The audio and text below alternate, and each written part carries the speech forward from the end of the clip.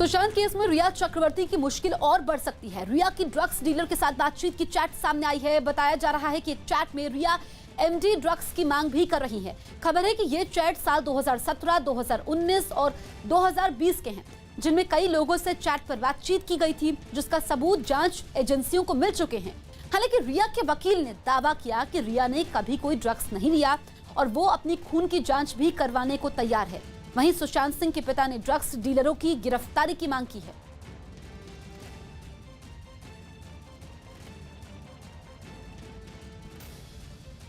मुंबई के एक सामाजिक संगठन ने सुशांत सिंह राजपूत को पद्म भूषण सम्मान देने की मांग की है। इस संगठन ने महाराष्ट्र सरकार को चिट्ठी भी लिखी है। सामाजिक संगठन ने महाराष्ट्र सरकार में मंत्री आदित्य ठाकरे से सुशांत को पद्म भूषण देने की मांग की। तो सुशांत को पद्म भूषण देने की मांग की गई है। इसको लेकर के एक चिट्ठी भी लिखी गई है। एक सामाजिक संगठन ने सुशांत सिंह राजपूत को पद्म भूषण सम्मान देने की मांग की। इस संगठन ने महाराष्ट्र सरकार को चिट्ठी भी लिखी है। सामाजिक संगठन ने महाराष्ट्र सरकार में मंत्री आदित्य ठाकरे से सुशांत को पद्म भूषण देने की मांग की। दिल्ली के आर.के. पुरम में एक लड़के की पिटाई का वीडियो वायरल होने के बाद आरोपी पुलिस कांस्टेबल को सस्पेंड कर दिया गया। बताया गया कि इलाके में नशा तस्करों के खिलाफ चल रहे अभियान के दौरान यह मारपीट की गई, जिसका वीडियो सामने आ गया, जिसमें आरोपी पुलिस वाला एक लड़के को सड़क किनारे बेरहमी से पीटता दिखाई दिया। इस पुलिस वाले ने उसे सड़क पर लिटाकर डंडे से खूब पीटा। ऐसे में दर्द से करा रहे लड़के ने जोर जोर से रोना शुरू कर दिया। उस लड़के ने पुलिस वाले के सामने हाथ जोड़कर उसे छोड़ देने की गुहार भी लगाई। इस बीच वहां से गाड़ियां भी गुजरती दिखाई दी। तभी किसी ने इसका वीडियो रिकॉर्ड कर लिया, जिसके वायरल होने के बाद आरोपी को सस्पेंड कर दिया गया। एलएसी पर भारत के हाथों मात खाने वाला चीन अब पाकिस्तान के साथ मिलकर बड़ी साजिश रच रहा है, जिसके लिए वो पाकिस्तान की सेना को मजबूत कर रहा है। चीन ने पाकिस्तान को जंगी जहाज दे रहा है, जिससे चीन ने लॉन्च भी कर दिया है।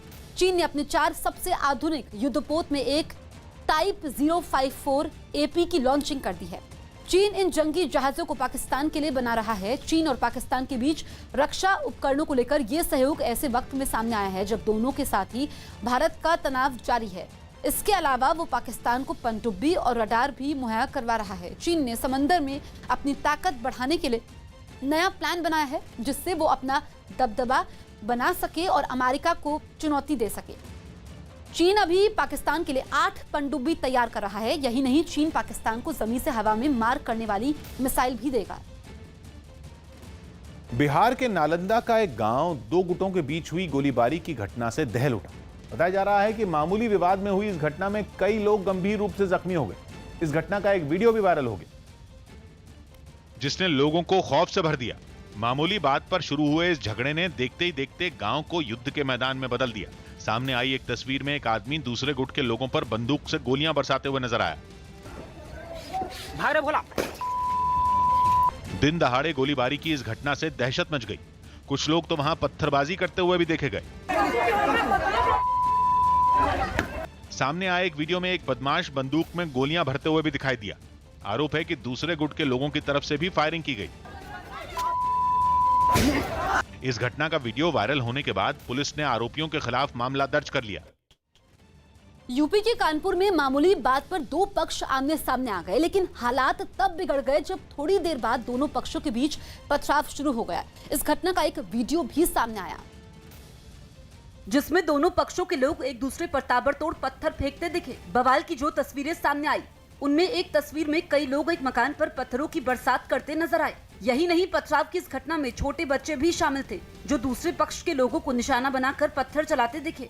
इस बीच वहां मौजूद कुछ लोग पथराव कर रहे लोगों को रोकने की कोशिश करते रहे, लेकिन इसके बाद भी काफी देर तक वहां पत्थरबाजी होती रही। सड़क पर हर तरफ पत्थर पड़े दिखाई दिए।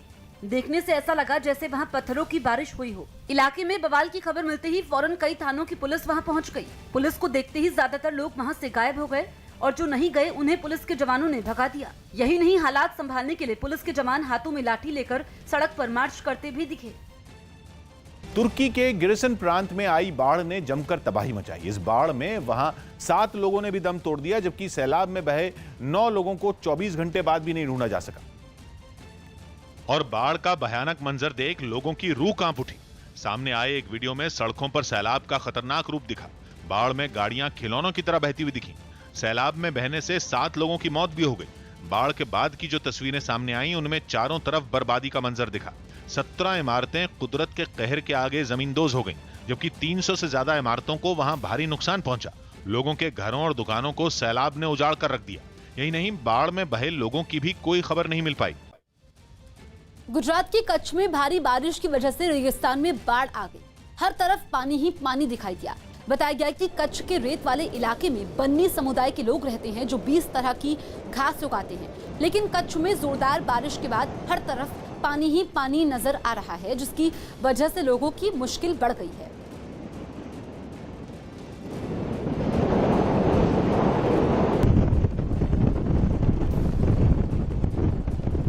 गुजरात में लगातार बारिश हो रही, इसके चलते कई इलाकों में बाढ़ बनी हुई है और फिलहाल हम कुछ तस्वीरें ऐसी दिखाएंगे। यहाँ पर जो कच्छ की है, कच्छ का जो ऊपरी इलाका है वहाँ पर रण में समंदर की तस्वीरें। ये हाँ जो आप देख रहे हैं, यहाँ पर अमूमन पहले रेत हुआ करती थी, लेकिन इस बार बारिश चूंकि ऐसी हुई है 200% बारिश, मौसम की 200% बारिश जिसको कह रहे। 1994 में 94 में ऐसी बारिश हुई थी, उसके बाद अब जाकर इतनी बारिश हुई है और उसका असर भी देखते हैं। ये बन्नी प्रदेश है, यहाँ पर बन्नी समुदाय के लोग रहते हैं जिनका पशुपालन से सीधा व्यवसाय उनका जुड़ा हुआ है और अपने मवेशियों के साथ रहते हैं। लेकिन यहाँ पर आप देखिए कि बन्नी प्रदेश में पूरी तरह से जहाँ भी आप देखें केवल पानी ही पानी है। दरअसल ये रेत रहती है आमतौर पर और यहाँ पर 20 तरह की घास जो बन्नी प्रदेश जिसको ग्रासलैंड, एशिया का सबसे बड़ा ग्रासलैंड के तौर पे जिसको जाना जाता है, यहाँ पर जो तस्वीरें देख रहे हैं वो हैरान कर देने वाली है। जहाँ भी नजर डालें आपको केवल पानी ही पानी दिखेगा। तो ये गुजरात में लगातार जो बारिश हो रही है उसका असर देखने को मिल रहा है, न कि केवल सड़क के इस और आपको कैमरामैन पोखराज आपको दूसरी ओर भी दिखाएंगे। दोनों ओर जहाँ भी आपकी नजर जाएगी वहाँ पर केवल पानी ही पानी दिखेगा। तो ये इसका असर देखने को मिल रहा है। लगातार बारिश हो रही है और खतरा अभी टला नहीं है। मौसम विभाग जो बता रहा है उसके मुताबिक अगले 2 दिन जो खासतौर पे उत्तरी गुजरात और कच्छ में ये भारी बनकर हो सकते हैं, भारी हो सकते हैं, खतरे से खाली नहीं होंगे। ऐसे में कोरोना संकट के बीच वैष्णो देवी के दर्शन के लिए पहुंचने वाले श्रद्धालुओं की सुविधा के लिए वहां हेलीकॉप्टर सेवा शुरू होने वाली है। वैष्णो देवी श्राइन बोर्ड के मुताबिक वैष्णो देवी के दर्शन के लिए श्रद्धालु कल से हेलीकॉप्टर की बुकिंग करा सकेंगे, जिसके बाद वो कटरा से सांझी छत तक यात्रा कर सकेंगे। यही नहीं, कोरोना की वजह से हेलीकॉप्टर से अब रोजाना 250 लोग यात्रा कर सकेंगे। पहले 100 ही यात्री सफर कर पाते थे। वैष्णो देवी श्राइन बोर्ड के मुताबिक यात्री 5 सितंबर तक हेलीकॉप्टर से यात्रा के लिए ऑनलाइन रजिस्ट्रेशन करा सकते हैं। पटना में अस्पताल के बाहर से एक बच्चे को अगवा कर लिया गया। पटना में पीएमसीएच अस्पताल के बाहर से एक बच्चे को अगवा कर लिया गया। ये बच्चा अस्पताल के बाहर अपनी नानी के साथ खेल रहा था, तभी वहां एक महिला पहुंची और उस बच्चे को लेकर फरार हो गई। बच्चे के अपहरण के बाद पुलिस उसकी तलाश में जुट गई। बच्चा भी गुम हो गया। फिल्म सड़क 2 का नया गाना जारी कर दिया गया। ये फिल्म महेश भट्ट के निर्देशन में बनी है और इसमें आलिया भट्ट, संजय दत्त और आदित्य रॉय कपूर मुख्य भूमिका में नजर आएंगे। ये 1991 में बनी फिल्म सड़क का सीक्वल है, जिसमें पूजा भट्ट और संजय दत्त लीड रोल में थे। केंद्रीय स्वास्थ्य मंत्री हर्षवर्धन का एक वीडियो सोशल मीडिया पर वायरल हो गया। इस वीडियो में स्वास्थ्य मंत्री अपने घर के बाहर कसरत करते हुए दिखाई दिए। खेल मंत्री किरेन रिजिजू ने भी फिटनेस के लिए प्रेरित करने पर हर्षवर्धन की तारीफ की। If the body is fit, life is super hit. दुनिया के सबसे तेज धावक उसेन बोल्ट की कोरोना रिपोर्ट पॉजिटिव आई। कुछ दिन पहले ही बोल्ट ने अपने 34वें जन्मदिन पर एक पार्टी दी थी, जिसमें क्रिस गेल समेत कई हस्तियां शामिल हुई थीं। हालांकि पार्टी में शामिल गेल की कोरोना रिपोर्ट नेगेटिव आई। दक्षिण अफ्रीका के जोहान्सबर्ग में कोरोना महामारी के समय स्वास्थ्य कर्मियों और जरूरी सुरक्षा उपकरणों की बढ़ती कमी के विरोध में स्वास्थ्य संगठन से जुड़े लोगों ने प्रदर्शन किया। कोरोना से वहां 240 स्वास्थ्य कर्मियों की मौत हो चुकी है। 27,000 से ज्यादा स्वास्थ्य कर्मी इसकी चपेट में हैं, जिसका विरोध जताने के लिए जोहान्सबर्ग में नेशनल हेल्थ लेबोरेटरी सर्विस के बाहर स्वास्थ्य संगठन से जुड़े लोगों ने प्रदर्शन किया और सरकार से स्वास्थ्य कर्मियों की कमी दूर करने समेत जरूरी सुरक्षा उपकरण मुहैया करवाने की अपील की। विरोध जताने के लिए प्रदर्शन में शामिल लोग नारे लिखी तख्तियों और पर्चों के साथ नाचते गाते दिखे। It's unfortunate that when those fatalities are happening, it is our own people who are affected. But if we don't demonstrate the way we are demonstrating, No one is taking us serious.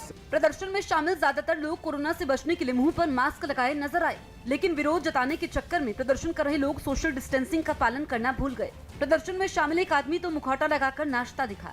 सरकार तक अपनी मांग पहुंचाने के लिए प्रदर्शनकारी काफी देर तक इसी तरह सड़क पर नाचते गाते रहे। विरोध प्रदर्शन की वजह से हालात न बिगड़े, इसके लिए वहाँ पुलिस के जवान भी तैनात दिखे। भारी बारिश के सितम से जूझते बंगाल के पश्चिम मेदिनीपुर जिले के घाटाल में बाढ़ के संकट ने गंभीर रूप ले लिया।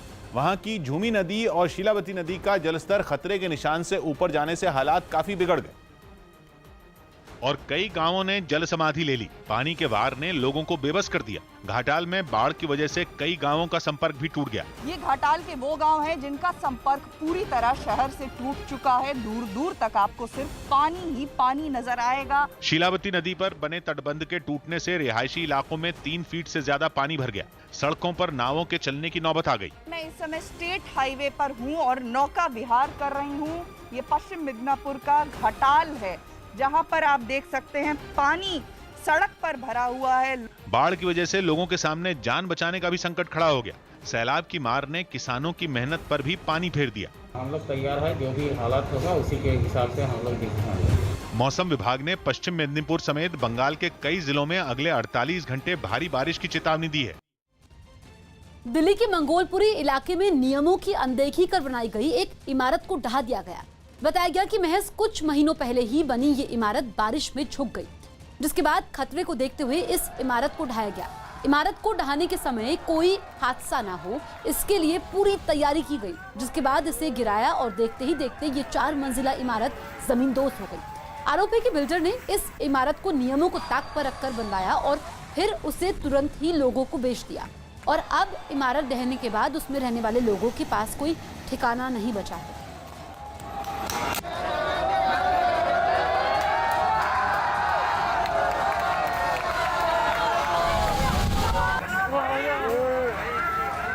सेकंड फ्लोर 14 लाख का लिया है। मैंने रोड पे बैठी हुई हूँ, मैं अभी कितने 1 हफ्ते से मेरे को कोई मदद नहीं मिल रही। नहीं, अमेरिका के विस्कॉन्सिन के कनोशा शहर में पुलिस के अफ्रीकी मूल के एक अमेरिकी नागरिक को गोली मारने के बाद से पूरा शहर हिंसा की आग में सुलग रहा है। लगातार दूसरी रात वहां बवाल जारी रहा और शहर में कर्फ्यू लागू होने के बावजूद लोग सड़कों पर जमे नजर आए। वो पुलिस से आर या पार की लड़ाई में उलझे दिखे। कुछ प्रदर्शनकारियों ने तो पुलिस पर पटाखे छोड़ दिए और बाकी पानी की बोतलों को हथियार बनाकर पुलिस पर चलाते दिखे। प्रदर्शनकारियों का गुस्सा गाड़ियों पर भी निकला। सड़क किनारे खड़ी कारें फूंक दी गईं। आग की लपटों में सुलगती कुछ कारों से तो धमाकों की जोरदार आवाज भी सुनाई दी।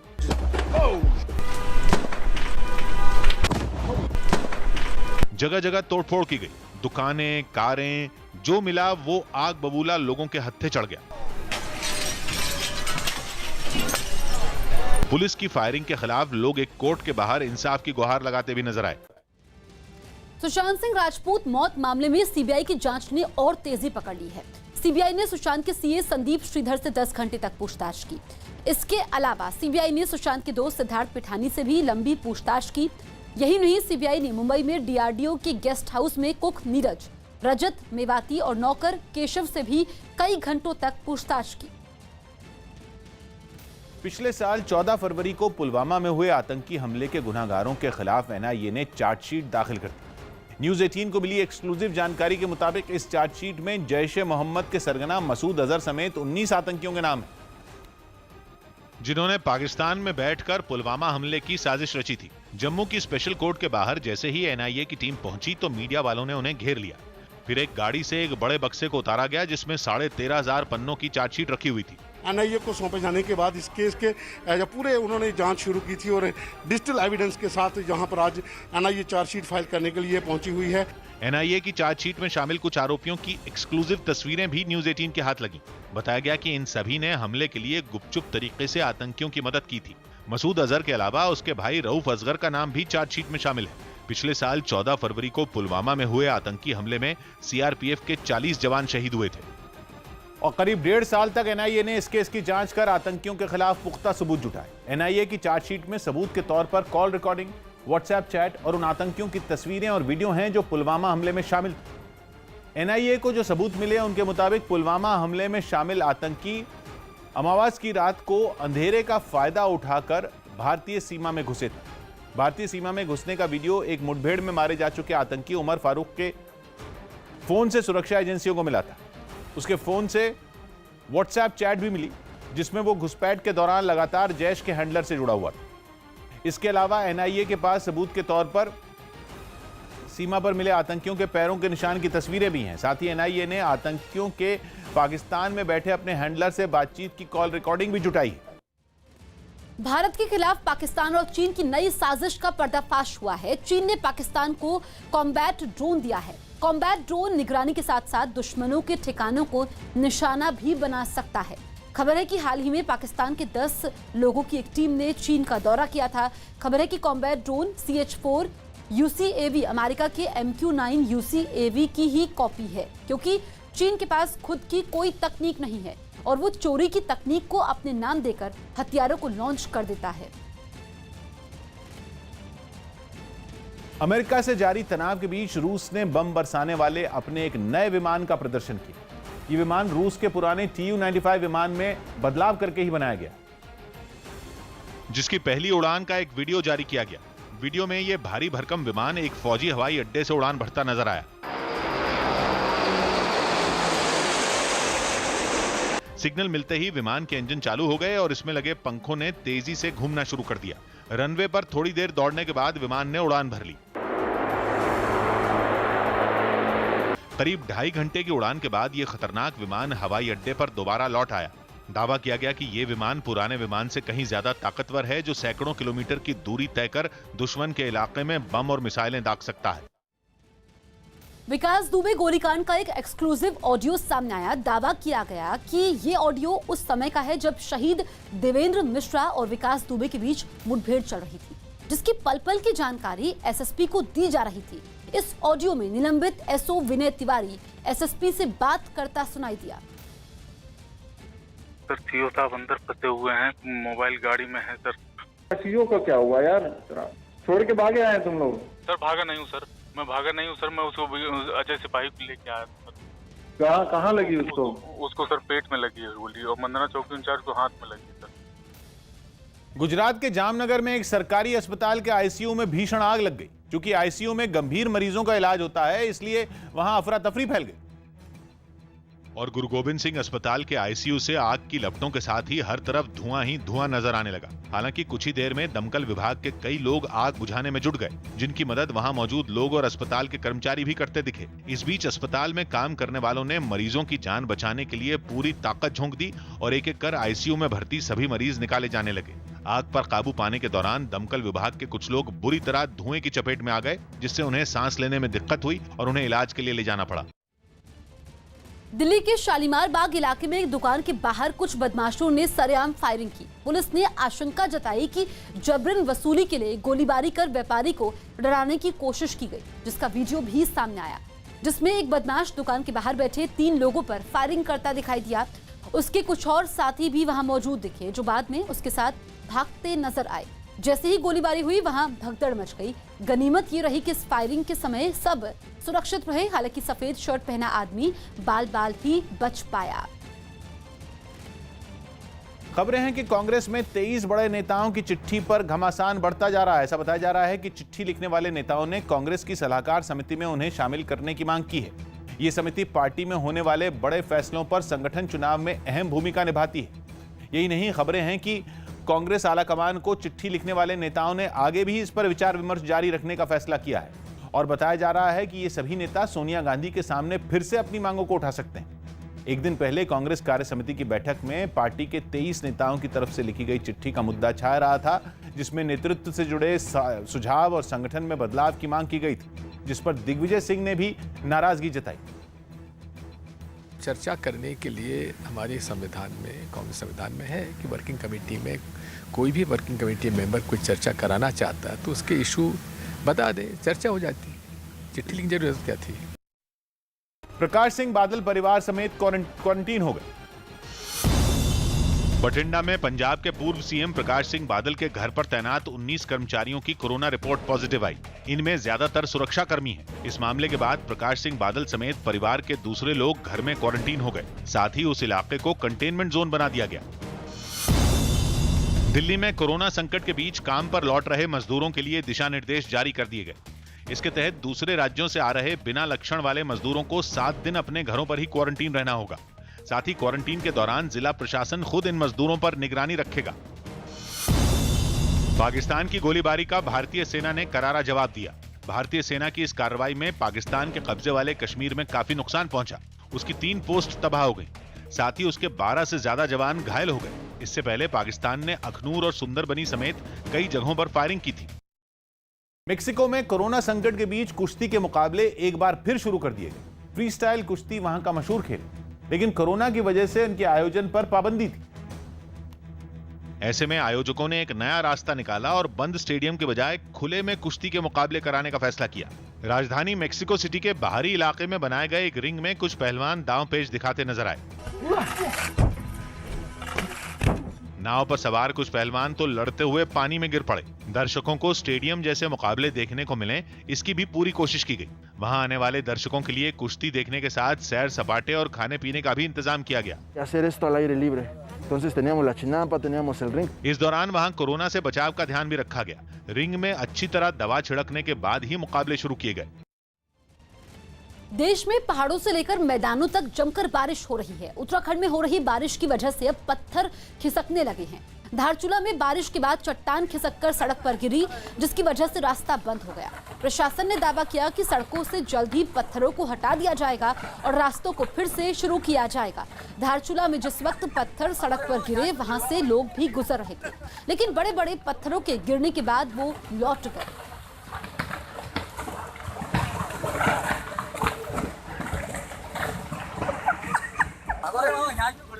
पाकिस्तान के कब्जे वाले कश्मीर के मुजफ्फराबाद में सैकड़ों लोगों ने पाकिस्तान सरकार और चीन के खिलाफ प्रदर्शन किया। वहां की नीलम और झेलम नदी पर चीन की मदद से बनाए जा रहे बांध के खिलाफ इन लोगों का गुस्सा फूटा और गुस्साए लोगों ने हाथों में मशाल लेकर रात के वक्त मार्च निकाला। इस प्रदर्शन में कई बच्चे भी शामिल रहे, जिन्होंने पाकिस्तान सरकार से तुरंत नीलम और झेलम नदी पर बनाए जा रहे बांध के काम को रोकने की मांग की। रात के वक्त सैकड़ों की भीड़ मुजफ्फराबाद की सड़कों से गुजरी और हाथों में मशाल लिए लोगों ने ऊंची आवाज में नारेबाजी कर चीन को भी कड़े शब्दों में चेतावनी दी। प्रदर्शन में शामिल सभी लोगों ने चेतावनी दी कि अगर जल्द दोनों नदियों पर बांध बनाने का काम नहीं रोका गया तो पाकिस्तान की सरकार को मुजफ्फराबाद के लोगों के गुस्से का सामना करना पड़ेगा। गुजरात में बाढ़ के हालात लगातार बने हुए हैं। भुज में भी बाढ़ के हालात हैं। भारत पाकिस्तान अंतर्राष्ट्रीय सीमा के पास के गांव में बाढ़ ने लोगों को पलायन करने पर मजबूर कर दिया है। लगातार हो रही बारिश की वजह से रेगिस्तान अब समंदर बन चुका है। आसपास इलाकों में जहां भी देखो वहां पानी ही पानी नजर आ रहा है, जिसकी वजह से लोग अपने घरों को छोड़कर सुरक्षित जगहों पर आ चुके हैं, क्योंकि कई जगह बारिश होने के बाद कीचड़ ही कीचड़ दिखाई दे रही है। हुआ कि फिर यहाँ से जाना पड़ा, अगर ये था तो आपके पास बरसात हुई, पानी इसलिए जाना पड़ा। क्या हुआ था उस दिन रात को? सर बारिश बहुत था परसों, इसलिए रास्ता है नहीं, सड़क, इसीलिए हमको जाना पड़ा।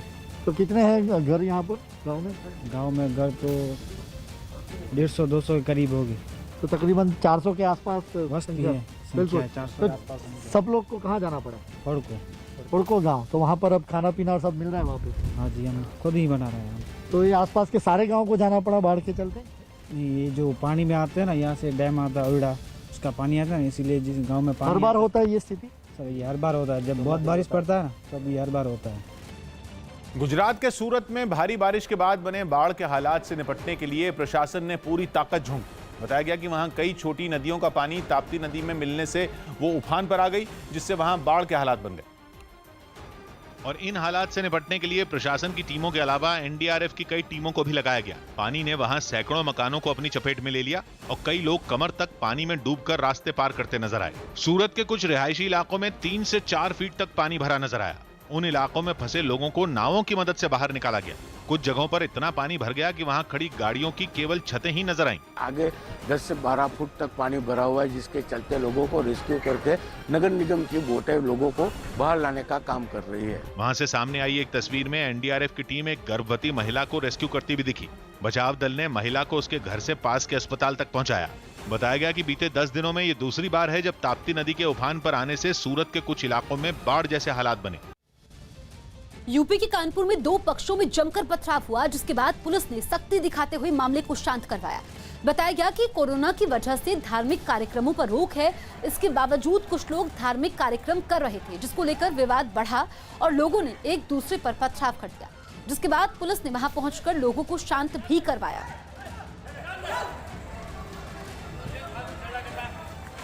कोरोना संकट के बीच मेक्सिको में बोट टूरिज्म की शुरुआत हो गई। नहरों के लिए मशहूर वहां के एक शहर सोचिमिल्को में बोट टूरिज्म को फिर शुरू कर दिया गया, जिसके बाद सैलानियों के आने से वो एक बार फिर से गुलजार हो गया। नहरों के बीच तैरती रंग बिरंगी नावें सैलानियों के स्वागत के लिए बेताब दिखी।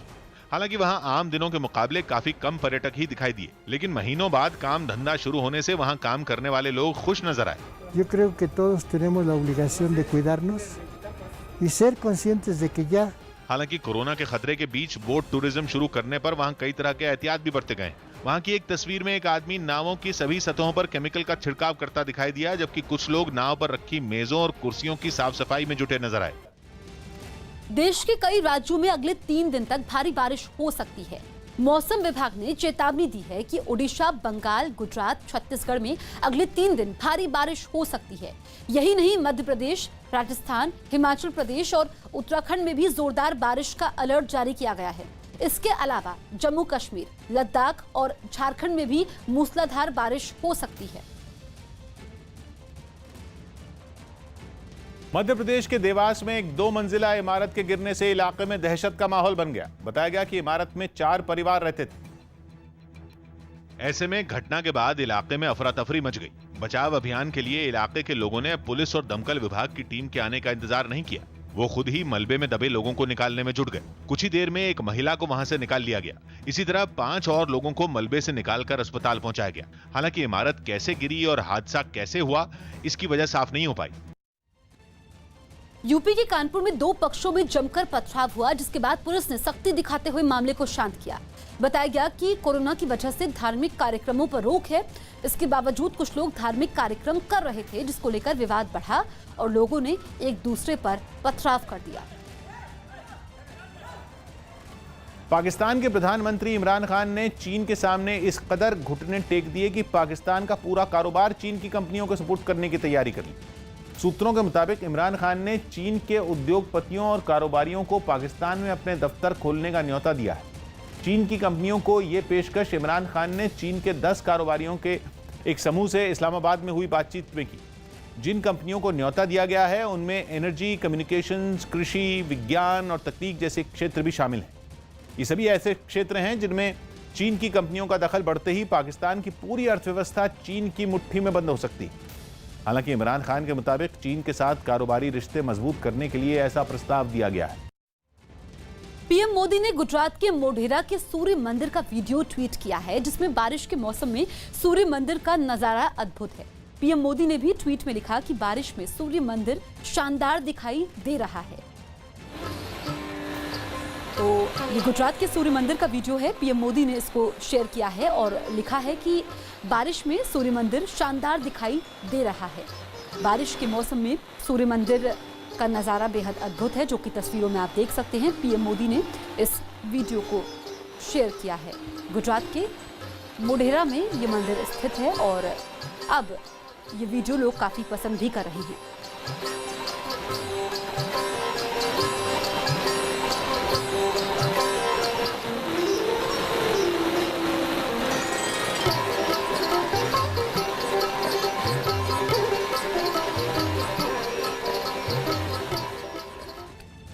नकली डीजल बनाने वाली फैक्ट्री का पुलिस ने पर्दाफाश कर दिया। राजस्थान के जयपुर में पुलिस ने नकली डीजल बनाने वाली फैक्ट्री का पर्दाफाश कर एक आदमी को गिरफ्तार कर लिया। हरियाणा के पलवल में खेत से 4th क्लास में पढ़ने वाली 10 साल की लड़की का शव मिलने से हड़कंप मच गया। यूपी के झांसी में दुकानदार से पैसे छीनकर भाग रहे लड़के की लोगों ने पिटाई कर दी। यूपी के मथुरा में यमुना एक्सप्रेसवे पर हुए एक सड़क हादसे में 3 लोगों की मौत हो गई, जबकि 15 लोग घायल हो गए। राजस्थान के जालौर, बाड़मेर और जैसलमेर जिलों में मौसम विभाग ने आज भारी बारिश का अलर्ट जारी किया और लोगों से घरों में रहने की अपील की। राजस्थान की राजधानी जयपुर में पुलिस ने 10 किलो नशीले पदार्थ के साथ एक आदमी को गिरफ्तार कर लिया। इजराइल में पहली बार फ्लोटिंग सिनेमा यानी लोगों को बंद सिनेमा हॉल की जगह पानी में नावों पर बैठकर फिल्में देखने की शुरुआत हुई। कोरोना की वजह से पूरे इजराइल में सिनेमा हॉल बंद पड़े हैं। ऐसे में वहां तेल अवीव शहर में लोगों का मनोरंजन करने का यह तरीका निकाला गया, जिसके लिए घर में रह रहकर ऊब चुके लोगों के लिए खुले आसमान के नीचे एक झील के किनारे बड़ी स्क्रीन पर फिल्म चलाई गई और बच्चे और बड़े सभी नावों पर बैठे बैठे ही उसे देखते नजर आए। साथ ही लोगों ने नाव चलाकर बोटिंग का मजा भी ले लिया। इस तरह लोगों के बीच सोशल डिस्टेंसिंग भी बनी रही, क्योंकि हर परिवार के लोग अपनी अपनी नाव में ही बैठे रहे, दूसरी नावों में सवार लोगों के करीब नहीं गए और लगे हाथ उन्हें फिल्म देखने का मौका भी मिल गया। बताया गया कि ये फ्लोटिंग सिनेमा अगस्त तक हर शाम चलेगा, जिसमें हर शो में 70 नावों पर करीब 200 लोग फिल्म देख पाएंगे। कांग्रेस नेता हुसैन दलवाई ने महाराष्ट्र में मुस्लिमों के लिए आरक्षण की मांग की है। उन्होंने महाराष्ट्र के शिक्षण संस्थानों में मुस्लिमों के लिए आरक्षण मांगा। कांग्रेस नेता ने दावा किया कि उनकी मांग का विरोध शिवसेना भी नहीं करेगी, क्योंकि राज्य में मराठा आरक्षण की बात हो रही है। ऐसे में उनकी मांग को कांग्रेस और एनसीपी आगे लेकर जाए। महाराष्ट्र में जब कांग्रेस और राष्ट्रवादी का आघाड़ी सरकार था, तब मराठा समाज के साथ साथ मुस्लिम समाज को भी 5% आरक्षण देने का तय हो गया था। सरकार बीजेपी की आई, बीजेपी के 5 साल के सरकार ने कुछ नहीं किया। अभी मराठा आरक्षण के बारे में बहुत कुछ चर्चा चालू है, लेकिन उसमें मुस्लिम आरक्षण की बात कोई भी उठाता नहीं। ये बड़ी गंभीर बात है, ऐसा मैं समझता हूँ। कांग्रेस और एनसीपी उसमें है, उन्होंने ये बोलना चाहिए। शिवसेना का विरोध उसमें होने का जरूर सवाल नहीं आता। और मुस्लिम पिछड़ा हुआ ये सबको मालूम है। शिक्षा में तो मुस्लिम बहुत ही पिछड़ा है। 5% मुस्लिम बच्चे मदरसा में जाते हैं। पश्चिम बंगाल के उत्तर दिनाजपुर में कुछ कार्यकर्ताओं पर फर्जी केस दर्ज करने का आरोप लगाते हुए बीजेपी ने एक थाने का घेराव किया। इससे पहले पुलिस के खिलाफ इलाके में रैली भी निकाली गई, जिसके बाद बड़ी संख्या में बीजेपी कार्यकर्ता करणदीघी पुलिस स्टेशन के बाहर जुटे, लेकिन पुलिस बल वहां पहले से मौजूद दिखा। इन लोगों को अंदर जाने से रोकने के लिए वहां बैरिकेडिंग की गई। ऐसे में गुस्साए बीजेपी कार्यकर्ता पुलिस वालों से भिड़ गए और उन्होंने बैरिकेडिंग को हटाने के लिए अपना जोर दिखाना शुरू कर दिया। विरोध प्रदर्शन के दौरान ये कार्यकर्ता लगातार जय श्री राम के नारे लगाते रहे। विरोध कर रहे कार्यकर्ताओं में कुछ हाथों में धनुष तो कई प्रदर्शनकारी बीजेपी के झंडे लिए दिखे। मध्य प्रदेश के बैतूल में लोग जान से खिलवाड़ कर रहे हैं। लोग ताप्ती नदी पर बने झरने पर जानलेवा लापरवाही दिखा रहे हैं। वो तेज गिरने वाले पानी के बीच से एक चट्टान से दूसरी चट्टान पर जा रहे हैं। ऐसे में जरा सी लापरवाही इन लोगों की जान ले सकती है, क्योंकि झरने का गिरता पानी काफी तेजी से बह रहा है।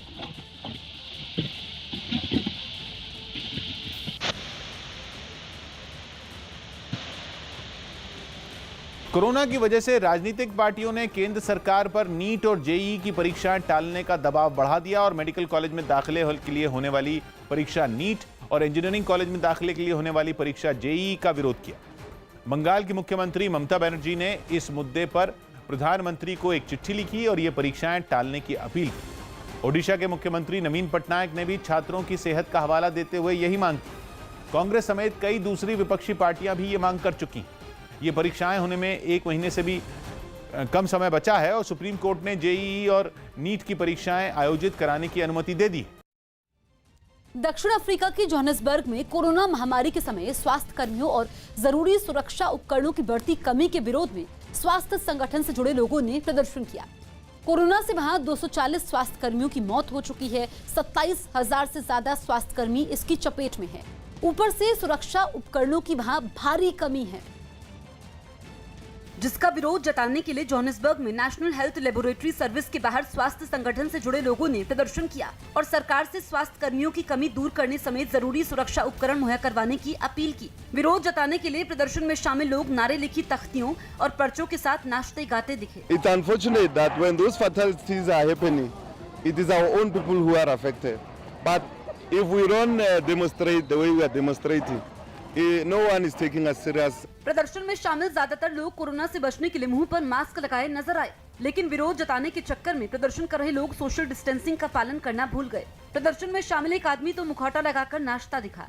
सरकार तक अपनी मांग पहुंचाने के लिए प्रदर्शनकारी काफी देर तक इसी तरह सड़क पर नाचते गाते रहे। विरोध प्रदर्शन की वजह से हालात न बिगड़े, इसके लिए वहाँ पुलिस के जवान भी तैनात दिखे। महाराष्ट्र के रायगढ़ में गिरी इमारत से जिंदगी ढूंढने का काम अब भी जारी है। इमारत के गिरने के 20 घंटे बाद एक 4 साल के बच्चे को एनडीआरएफ की टीम ने जिंदा बाहर निकाला। और हैरानी की बात यह कि 14 घंटे से मलबे के नीचे दबे बच्चे को एक भी चोट नहीं आई थी। एनडीआरएफ की टीम को जैसे ही बच्चे की मौजूदगी का पता चला, सावधानी से बड़े बड़े पिलर हटाकर डरे सहमे बच्चे को सुरक्षित बाहर निकाला गया। ढूंढ रहा है अपने परिजनों को, क्योंकि वही तो लगभग 24 घंटे होने वाले हैं, थोड़ा सा कम 20 घंटे हो गए। बच्चा अकेला बैठा है, भूखा प्यासा होगा, तो बिल्कुल भौचक्का सा चेहरे पे एक्सप्रेशन है। एहतियातन बच्चे को अस्पताल भेज दिया गया, लेकिन इमारत के मलबे के नीचे अभी तक कई लोगों के दबे होने की आशंका है। सर्च अभियान अभी भी जारी है। मैं आपको पीछे की तस्वीरें दिखा देता हूँ। सामने इमारत का मलबा है और जो जानकारी मिल रही है कि इसी मलबे के नीचे 25 से 26 लोग अभी भी फंसे हुए हैं। रायगढ़ के महाड इलाके में बनी ये इमारत महज 7 साल पुरानी थी। 5 मंजिला इमारत में 60 से ज्यादा परिवार रह रहे थे, लेकिन बारिश के बाद इमारत अचानक भरभरा कर गिर गई। शाम से ही एनडीआरएफ ने खोजी कुत्तों की मदद से बचाव अभियान शुरू कर दिया। खोजी कुत्तों की मदद इसलिए ली गई ताकि मलबे में दबे लोगों की लोकेशन पता लगाई जा सके। दिन भर बड़ी बड़ी मशीनों के साथ मलबा हटाने का काम चलता रहा। माना जा रहा है कि इमारत को बनाने में खराब क्वालिटी का सामान इस्तेमाल किया गया। हालांकि सरकार ने हादसे की जांच के आदेश भी दे दिए और बिल्डर समेत 5 लोगों पर केस भी दर्ज किया गया है। राज्य सरकार में मदद व पुनर्वसन मंत्री ने दोषियों पर सख्त कार्रवाई का भरोसा भी दिया। अगर 5 मंजिला इमारत 6-7 साल के अंदर में पूरी कोलैप्स होती है, इसका मतलब कहीं ना कहीं नेग्लिजेंसी 100 है। सरकार के 2 मंत्री घटना की जगह पर भी पहुंचे। बचाव ऑपरेशन में लगे अधिकारियों से बात करने के बाद उन्होंने दोहराया कि हादसा घटिया निर्माण की वजह से हुआ। गलत तरीके से काम किया था, इसमें कोई क्वालिटी नहीं है और इसलिए यह बिल्डिंग 7-8 साल पुरानी, ज्यादा पुरानी भी नहीं है, फिर भी वो गिर चुकी है। बिल्डिंग में रहने वाले जो लोग हादसे में बच गए, वो मलबे में बदल चुके अपने ही घरों को टकटकी लगाए देखते रहे। जिनके अपनों की तलाश जारी है, वो रोते बिलखते हुए भी दिखे। दावा किया जा रहा है कि जिस जगह ये इमारत बनी वो नदी के पास का डूब क्षेत्र है, जहां नियमों के मुताबिक इस तरह की इमारत बनाई नहीं जा सकती। बेलारूस में राष्ट्रपति के खिलाफ हो रहे विरोध प्रदर्शन में शिक्षक भी शामिल हो गए। राष्ट्रपति चुनाव में धांधली के आरोप लगने के बाद राष्ट्रपति अलेक्जेंडर लुकाशेंको के खिलाफ पिछले कई दिनों से प्रदर्शन हो रहे हैं, लेकिन उनकी मुश्किलें तब और बढ़ गई जब उनके खिलाफ हो रहे विरोध प्रदर्शन में शिक्षक भी कूद पड़े। राजधानी मिन्स्क में तो सैकड़ों की संख्या में टीचरों ने सड़क पर उतरकर राष्ट्रपति अलेक्जेंडर लुकाशेंको के खिलाफ ताली बजाकर प्रदर्शन किया और उनसे फौरन इस्तीफा देने की मांग की। प्रदर्शन में शामिल कुछ लोग राष्ट्रपति के खिलाफ लिखे नारों की बैनर और पोस्टर भी लिए नजर आए। कोरोना से बचने के लिए कुछ लोग मास्क तो लगाए दिखे, लेकिन ज्यादातर लोगों ने इसकी जरूरत तक नहीं समझी। वहां से आई एक दूसरी तस्वीर में शहर की सड़क के किनारे कई टीचर राष्ट्रपति का विरोध करते दिखे। इस बीच सड़क से सेना की गाड़ियां भी गुजरती दिखी। विरोध प्रदर्शन की वजह से हालात न बिगड़े, इसके लिए थोड़ी दूरी पर पुलिस की कई गाड़ियां भी खड़ी दिखाई दी। LAC पर चीन से तनाव के बीच भारत ने लद्दाख में खास तरह का एयर डिफेंस सिस्टम तैनात कर दिया। सूत्रों के मुताबिक रूस में बना ये एयर डिफेंस सिस्टम काफी घातक है और किसी जवान के कंधे पर रखकर इससे मिसाइल दागी जा सकती है। यानी अगर लद्दाख में चीन का कोई विमान या हेलीकॉप्टर भारत की हवाई सीमा में घुसा तो वहां तैनात जवान तुरंत उसे मिसाइल से उड़ा सकते हैं। बताया गया कि लद्दाख की ऊंची चोटियों पर इस तरह मिसाइल दागने वाली कुछ टुकड़ियां तैनात की गई हैं। आज की ताजा खबर जारी है। मैं हूं किशोर रजवाणी।